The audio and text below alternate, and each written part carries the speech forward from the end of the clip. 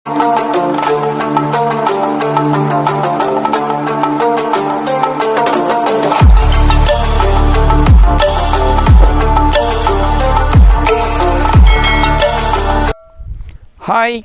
Hello namaskar, నేను మీ అల్లం Sai Krishna.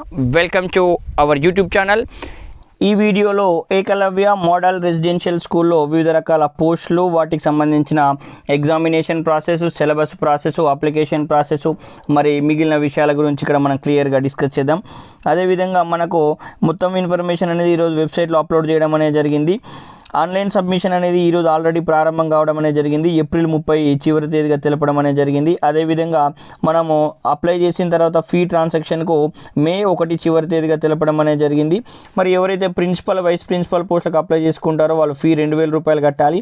PGT, TGT వాళ్ళు అప్లై చేసుకునే వాళ్ళకు 1500 రూపాయలు కట్టాల్సిన అవసరం అనేది ఉంది.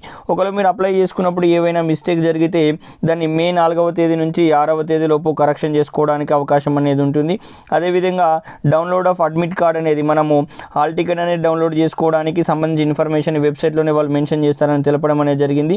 ఎగ్జామినేషన్స్ కూడా పర్టికులర్ డేట్స్ ఏం కూడా మెన్షన్ చేయలేదు. మే యొక్క చివరి వారం లేదా జూన్ 1st వారం అని తెలపడం అనేది జరిగింది. కోవిడ్ పరిస్థితుల దృష్ట్యా పర్టికులర్ డేట్ని అయితే ఇవ్వలేదు.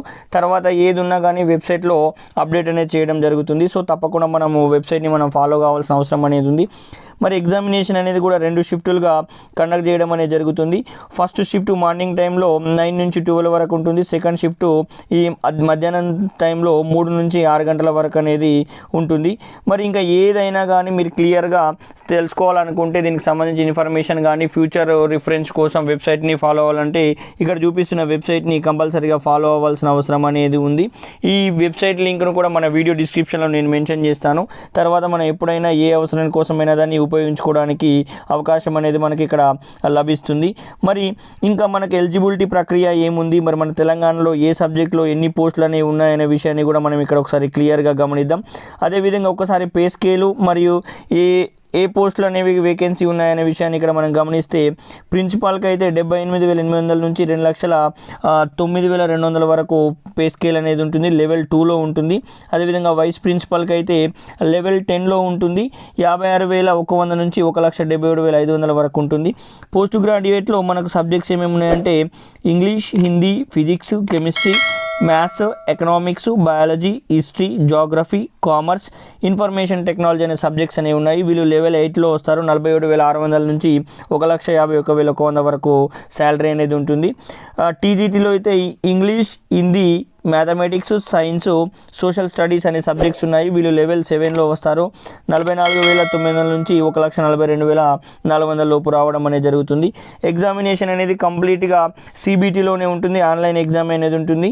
క్వశ్చన్ పేపర్ అనేది హిందీ మీడియం, ఇంగ్లీష్ మీడియంలో ఉంటుంది. కంపల్సరీ సెంట్రల్ ఎగ్జామ్ కావున హిందీ మీడియం కూడా మనకి ఇక్కడ అవకాశం అనేది ఇవ్వడం జరిగింది.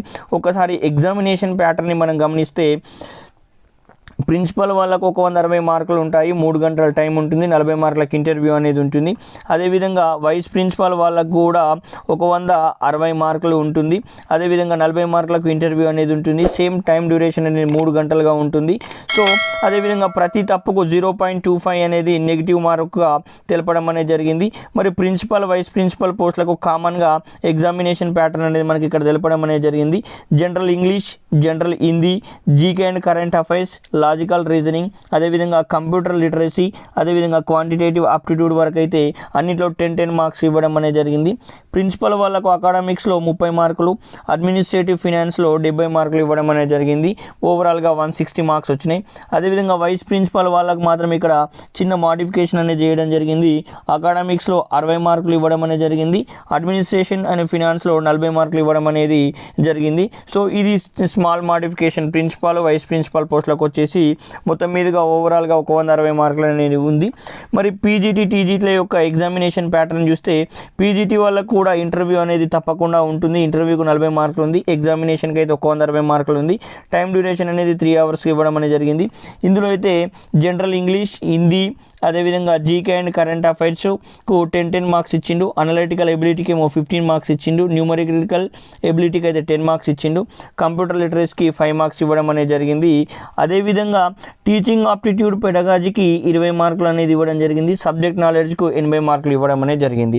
మరి సింపుల్గా ఇక్కడ టీజీటీ వాళ్ళది కూడా గమనిస్తే ఇక్కడ కూడా general English, Hindi, GK and current affairs, analytical ఎబిలిటీకి ఏమో 15 మార్క్స్, ఈ మిగిలిన 3 సబ్జెక్టులకు 10 మార్క్స్ ఇవ్వడం జరిగింది.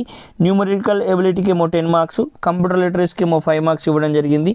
టీచింగ్ ఆప్టిట్యూడ్ పెడగాజీకి 20 మార్క్స్ ఇవ్వడం జరిగింది. సబ్జెక్ట్ నాలెడ్జ్కి వచ్చేసి మాత్రం 100 మార్క్స్ ఇవ్వడం జరిగింది. టీజీటీ వాళ్ళకు ఇంటర్వ్యూ అనేది లేదు, పీజీటీ వరకు మాత్రం కంపల్సరీ ఇంటర్వ్యూ ఉంటుంది. ఆ విషయాన్ని గమనించాలి.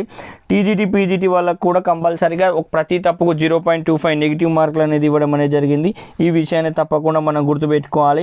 యాజ్ యూజువల్గా మనకిచ్చిన కేటాయించిన పోస్టులు రిజర్వేషన్ ఆధారంగా మనకు కంపల్సరీగా ఉద్యోగం అనేది లభించే అవకాశం ఉంది. కావున అభ్యర్థులు కంపల్సరీగా ఈ నెగిటివ్ మార్కుల విషయాన్ని కూడా క్లియర్గా గమనిస్తారని నేనైతే ఆశిస్తున్నాను. అదేవిధంగా మిగిలిన అప్డేట్ ఏంటంటే మనం ఇక్కడ ఒక్కసారి ఎలిజిబిలిటీ ప్రక్రియను క్లియర్గా గమనిద్దామండి. చాలామందికి ఉన్న పెద్ద డౌట్ ఏంటంటే ఎలిజిబిలిటీ ప్రక్రియనేనండి. ప్రిన్సిపల్ పోస్టుల యొక్క ఎలిజిబిలిటీ ఏంటంటే 50 సంవత్సరాలు దాటకూడదు, కంపల్సరీగా పీజీ రికగ్నైజ్ యూనివర్సిటీలో చేసి ఉండాలి, బీఎడ్ చేసి ఉండాలి, ఇంగ్లీష్ హిందీలో ప్రొఫిషియన్సీ లాంగ్వేజ్ స్పీకింగ్ అనేది ఉండాలి. అదేవిధంగా ఎవరైతే ప్రిన్సిపల్ పోస్టులకు అప్లై చేసుకుంటారనుకుంటే వాళ్ళు గవర్నమెంట్ కానీ, సెమీ గవర్నమెంట్ కానీ, గవర్నమెంట్ రికగ్నైజ్డ్ కానీ, సిబిఎస్సి కానీ, స్టేట్ కానీ స్కూల్స్ 10+2 స్కూల్స్ కానీ ఇంటర్ కాలేజ్లో వర్క్ ఎక్స్పీరియన్స్ అనేది కంపల్సరీగా ఉండాలి. అదేవిధంగా 10 years ఆఫ్ ఎక్స్పీరియన్స్ అనేది ఉండాలి. ఐదర్ టీజీటీగా లేదా పీజీటీగా లేదా వైస్ ప్రిన్సిపల్గా చేసిన ఎలిజిబిలిటీ ఎక్స్పీరియన్స్ ఉన్న వాళ్ళు మాత్రమే ప్రిన్సిపల్ పోస్టులకు అర్హులు. అదేవిధంగా వైస్ ప్రిన్సిపల్ వాళ్ళకైతే 45 సంవత్సరాలు అనేది కంపల్సరీగా ఏజ్ లిమిట్ అనేది మనకి ఇక్కడ ఇవ్వడం అనేది జరిగింది. ఎస్సీ ఎస్టీ వాళ్ళకి కామన్గా రిలాక్సేషన్ అనేది ఉంటుంది. వీళ్ళకు కూడా కంపల్సరీ పీజీ ఉండాలి, బీఎడ్ ఉండాలి, హిందీ ఇంగ్లీష్లో ప్రొఫిషియన్సీ లాంగ్వేజ్ ఉండాలి. 2 సంవత్సరాల కంపల్సరీ వర్క్ ఎక్స్పీరియన్స్ ఐదర్ పీజీటీగా లేదా లెక్చరర్గా చేసి అనేది ఉండాలి. అది కూడా లెవెల్ 8 పే స్కేల్తో పనిచేసిన వాళ్ళే ఉండాలి. సో అది అటానమస్ బాడీ కావచ్చు, సెంట్రల్ కావచ్చు, స్టేట్ గవర్నమెంట్ కావచ్చు, నో ప్రాబ్లం. లేకపోతే 3 years ఎక్స్పీరియన్స్ ఫుల్లీ రెసిడెన్షియల్ స్కూల్లో పనిచేసిన వాళ్ళు అర్హులు మాత్రమే. అదేవిధంగా పీజీటీకి చూస్తే 40 years అనేది ఏజ్ రిలాక్సేషన్ అనేది మనకి ఇక్కడ తెలపడం అనేది జరిగింది. 40 years వరకు ఎలిజిబిలిటీ అనేది ఉంది. మరి కంపల్సరీగా పీజీ కంప్లీట్ చేయాలి, 50% మార్క్స్ అనేది ఉండాలి. అదేవిధంగా బ్యాచిలర్ డిగ్రీ కామన్గా అయితే ఉండాల్సిన అవసరం అనేది ఉంది. ఇందులో స్పెషల్గా పీజీటీ ఇంగ్లీష్ అయితే ఇంగ్లీష్ లిటరేచర్ చేసి ఉండాలి, పీజీటీ హిందీ అయితే హిందీ సంస్కృత్ అనేది చేసి ఉండాలి, పీజీటీ మ్యాథమెటిక్స్ వాళ్ళు మ్యాథమెటిక్స్ అప్లైడ్ మ్యాథమెటిక్స్ ఉండాలి, పీజీటీ ఫిజిక్స్ వాళ్ళు physics allied physics nuclear physics చేసి అనేది ఉండాలి. అదేవిధంగా పీజీటీ కెమిస్ట్రీ అయితే కెమిస్ట్రీ బయోకెమిస్ట్రీ అనేది ఉండాలి. పీజీటీ బయాలజీలో botany, zoology, life sciences, biosciences, genetics, microbiology, biotechnology, molecular biotechnology, plant physiology అనే సబ్జెక్ట్స్ ఉన్న వాళ్ళందరూ కూడా ఎలిజిబులే.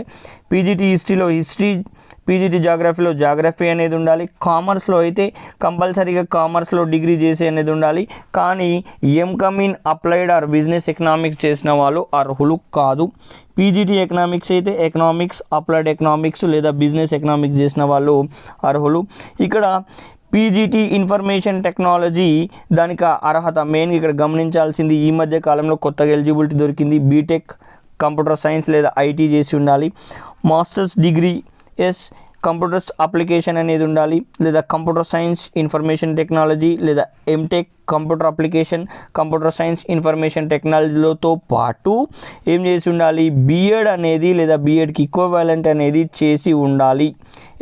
Proficiency in teaching English Hindi అనేది కామన్గా ఉంది.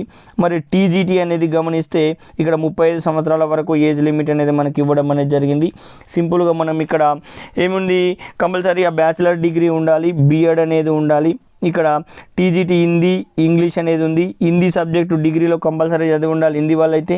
ఇంగ్లీష్ అయితే ఇంగ్లీష్ వాళ్ళు ఇంగ్లీష్ కంపల్సరీ చదివి ఉండాలి. సోషల్ స్టడీస్ వాళ్ళు compulsory history, geography, economy, political సైన్స్లో ఏవైనా 2 సబ్జెక్ట్స్ కంపల్సరీగా ఉండాలి. మ్యాథ్స్ వాళ్ళకు మ్యాథ్స్ మెయిన్ సబ్జెక్టుగా డిగ్రీలో ఉండాలి. మరి ఇక్కడ అదేవిధంగా మ్యాథ్స్ వాళ్ళకు ఫిజిక్స్ కానీ కెమిస్ట్రీ కానీ ఎలక్ట్రానిక్స్ కానీ ఈ సబ్ బ్రాంచ్లు ఏవైనా ఉన్నా నో ప్రాబ్లం. సైన్స్ వాళ్ళైతే బాటనీ జువాలజీ కెమిస్ట్రీలో ఏవైనా 2 సబ్జెక్ట్స్ కంపల్సరీగా ఉండాలి. ఇది బ్యాచిలర్ డిగ్రీ ఎలిజిబుల్తో పాటు బీఎడ్ అనేది కామన్గా కంపల్సరీగా ఉండాల్సిన అవసరం అనేది ఉంది. వాళ్ళకు సీటెట్ అయినా ఉండాలి, స్టేట్ టెట్ అయినా కంపల్సరీగా ఉండాలి. కామన్గా హిందీ ఇంగ్లీష్లో ప్రొఫిషియన్సీ స్పీకింగ్ అనేది మనకు కామన్గా ఉండాల్సిన అవసరం అనేది ఉంది. ఇవి మెయిన్ అర్హతలు అండి. ఈ అర్హతలను 1కి 2 సార్లు చూసుకోండి. ఈ పీడిఎఫ్కు సంబంధించిన లింకును కూడా నేను మన వీడియో డిస్క్రిప్షన్లో నేను మెన్షన్ చేస్తాను. దాని ద్వారా మీరు డౌన్లోడ్ చేసుకొని 1కి 2 సార్లు అర్హతలు చెక్ చేసుకున్న తర్వాతనే అప్లికేషన్కు ప్రొసీడ్ కావడానికి ప్రయత్నం చేయండి. ఎందుకోసం అంటే ఎగ్జామినేషన్ ఫీజు అనేది చాలా ఎక్కువగా ఉంది. 1500 నుంచి 2000 రూపాయల మధ్యలో ఉండడం అనేది జరిగింది. కావున సో ఈ విషయాన్ని కంపల్సరీగా మీరు గమనించాల్సిన అవసరం అనేది ఉంది. అప్లికేషన్ చేసుకునేటప్పుడు కూడా 1కి 2 సార్లు చేసుకోండి. మనకైనా కరెక్షన్స్కు ఛాన్స్ ఇవ్వడం అనేది జరిగింది. బట్ అంత దూరం వెళ్ళకుండా మినిమం ముందే క్లియర్గా అప్లై చేసుకుంటారని నేనైతే ఆశిస్తున్నాను. అదేవిధంగా ఎగ్జామినేషన్ సెంటర్స్ అనేవి ప్రతి స్టేట్లో కూడా రిమైనింగ్ సెంట్రల్ క్యాపిటల్ డిస్టిక్ కాకుండా మీకు రిమైనింగ్ డిస్టిక్లో కూడా ఛాన్సెస్ అనేవి ఇవ్వడం జరిగింది. సో మీకు కన్వీనియంట్ ఉన్న డిస్టిక్లో మీకు దగ్గరగా ఉన్న ప్లేస్లోనే ఎగ్జామినేషన్ సెంటర్ పెట్టుకుంటారని నేనైతే ఆశిస్తున్నాను. మనకి ఇక్కడ సిలబస్ కూడా ఇవ్వడం అనేది జరిగింది. సో ఈ పీడిఎఫ్ డౌన్లోడ్ చేసుకున్నప్పుడు సిలబస్ని కూడా మీరు ఒకసారి క్లియర్గా గమనిస్తారని నేనైతే ఆశిస్తున్నాను. అప్లికేషన్ ప్రాసెస్ని మాత్రం క్లియర్గా అప్లై చేయండి. మరి ఎన్ని పోస్టులు తెలంగాణలో ఉన్నాయి, మరి ఏ సబ్జెక్ట్లో ఎన్ని పోస్టులు ఇచ్చాడనే విషయాన్ని మనం ఒక్కసారి ఇక్కడ గమనిస్తే మనకు క్లియర్గా అర్థమవుతుంది. అదేవిధంగా ఆంధ్రప్రదేశ్ వాళ్ళు ఎవరైనా ఉంటే కూడా ఈ పీడిఎఫ్ను డౌన్లోడ్ చేసుకున్నప్పుడు ఆంధ్రప్రదేశ్ లిస్ట్లో కూడా చెక్ చేసుకుంటారని నేనైతే ఆశిస్తున్నాను. ఇప్పుడు మనం ఒకసారి తెలంగాణకు సంబంధించిన క్లియర్ ఇన్ఫర్మేషన్, ఏ సబ్జెక్ట్లో ఎన్ని వేకెన్సీస్ ఉన్నాయి, ఏ రిజర్వేషన్లో ఎన్ని వేకెన్సీస్ ఉన్నాయనే విషయాన్ని మనం ఇక్కడ ఒకసారి గమనిద్దాం. తెలంగాణ అండి, ఇక్కడ ఉంది తెలంగాణ. ఒక్కసారి మనం పోస్టుల కేటగిరీ గమనించేస్తాం.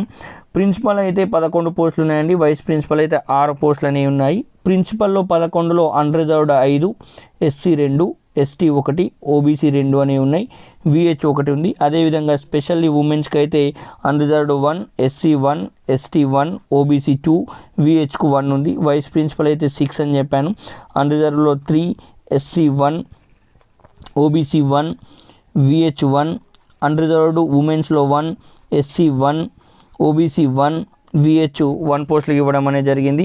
మరి ఇక్కడ మనం పీజీటీ పోస్టులను గమనిస్తే అన్ని సబ్జెక్టులు కూడా ఇంగ్లీష్ నుంచి మొదలుకొని ఐటీ వరకు గమనిస్తే ప్రతి దాంట్లో 7 పోస్టులు ఇవ్వడం అనేది జరిగింది. అన్రిజర్వ్డ్లో 3, మిగిలిన కేటగిరీ ఎస్సీలో 2, ఓబీసీలో 1 పోస్ట్ అనేది క్లియర్గా ఇవ్వడం అనేది జరిగింది. అన్ని సబ్జెక్టులో కూడా సేమ్ ఒకే రకంగా డివైడ్ అనేది చేయడం జరిగింది. ప్రతి సబ్జెక్టుకు 7 పోస్టులు అనేవి ఉన్నాయి. అన్రిజర్వ్డ్లో ప్రతి దాంట్లో 3 ఉన్నాయి. ఎస్సీలో అయితే 2 ఉన్నాయి. ఓబీసీలో అయితే 1 పోస్ట్ అనేది కామన్గా ఉంది మనకు విహెచ్. అదేవిధంగా ఉమెన్స్ అన్రిజర్వ్డ్లో 1, మళ్ళీ ఇక్కడ విహెచ్లో 1 అనేది కామన్గా మెన్షన్ చేయడం అనేది జరిగింది. ఈ విషయాన్ని మీరు గమనించాలి. అదేవిధంగా టీజీటీని ఒకసారి గమనిస్తే టీజీటీలో మనకున్నవి English, Hindi, maths, science, social స్టడీస్లో వివిధ రకాల పోస్టులు ఉన్నాయి. దాదాపు ఒక్క హిందీలో 32 పోస్టులు మాత్రమే ఉన్నాయి. మిగిలిన అన్నింటిలో కూడా 34 పోస్టులు అనేవి ఇవ్వడం అనేది జరిగింది. అన్రిజర్వ్డ్లో 16 పోస్టులు అనేది అన్నిట్లలో ఉన్నాయి. ఒక హిందీలో మాత్రమే 15 పోస్టులు అనేవి ఇవ్వడం అనేది జరిగింది. ఎస్సీలో అన్నిట్లలో 5, ఎస్టీలో అన్నిట్లలో 3, హిందీలో అయితే 2, మరి ఓబీసీలో అన్నిట్లలో 8 పోస్టులు ఈ విధంగా డివైడ్ చేయడం అనేది జరిగింది. సో క్లియర్గా ఈ విషయాన్ని గమనించి అప్లై చేసుకుంటారని నేనైతే ఆశిస్తున్నాను. అదేవిధంగా ఏ అప్డేట్ ఉన్నా కానీ మన ఛానల్ ద్వారా నేను అందించడానికి సిద్ధంగా ఉన్నాను. ఇలాంటి అప్డేట్స్ ఎల్లవేళలా పొందాలంటే మన ఛానల్ని ఫాలో అవ్వండి. వీడియో నచ్చితే లైక్ చేయండి, షేర్ చేయండి, మన ఛానల్ని సబ్స్క్రైబ్ చేయండి. Thank you so much. జై హింద్.